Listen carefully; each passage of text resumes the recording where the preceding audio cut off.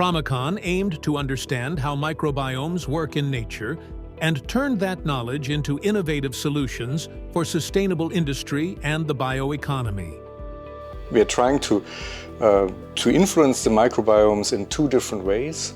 So one way is to simplify existing microbiomes, and the second approach, we call this a bottom-up approach. We want to use the knowledge we get from the first approach to assemble our own microbiomes from scratch with a few strains that are also engineered to produce products that would not occur in nature. For example, 1-butanol. We began by creating new tools to unlock how microbes work together.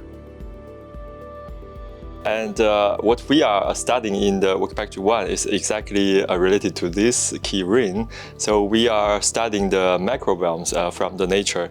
So how we can do that is we firstly need to enable all the tools that we can understand microbiomes. Use the flow cytometry and the optical sensors to quantify the changes of the microbial populations.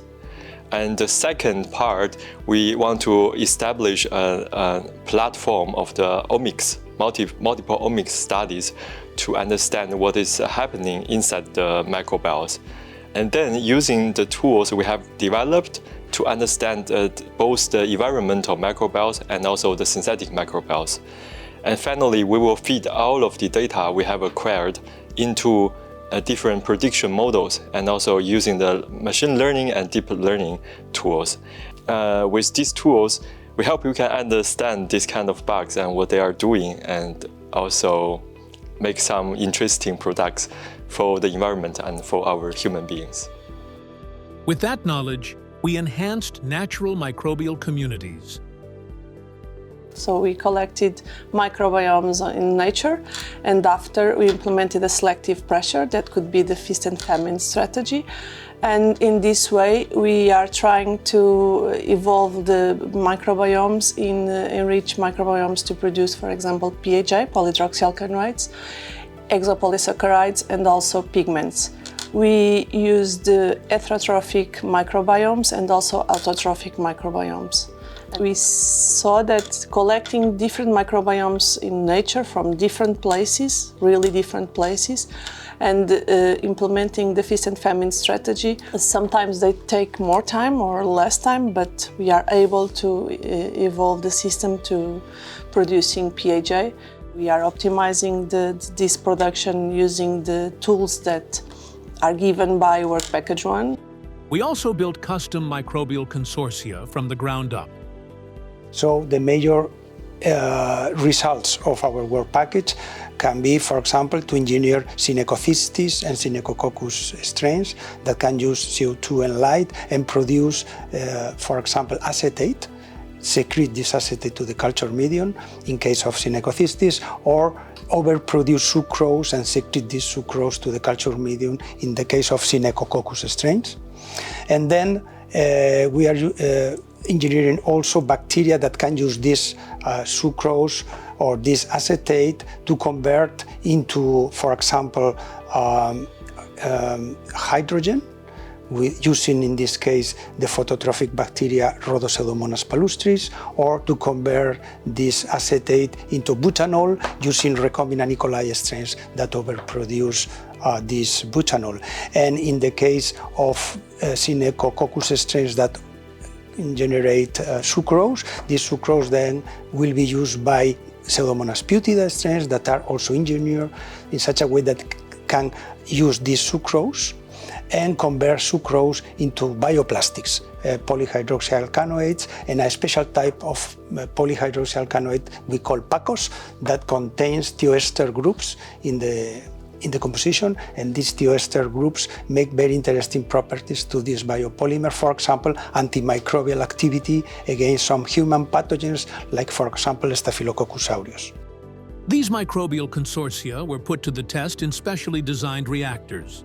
So in Work Package 4, we looked at two different bioreactor systems which were to be developed to operate microbial consortia.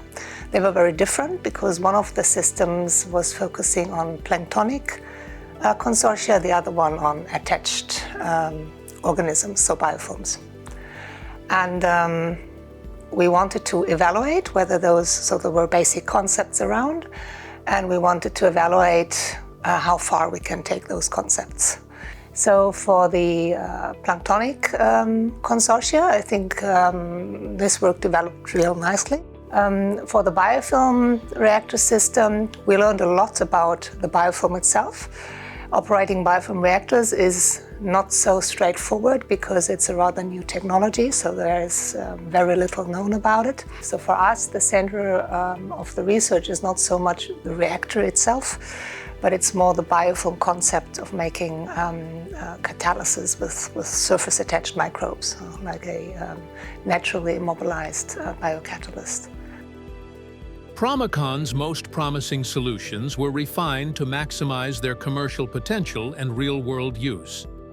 These solutions are focused on the sustainable production of butanol, hydrogen and biopolymers. Our role within the project has been focused on the first identifying which are the solutions with highest opportunity to get into the market.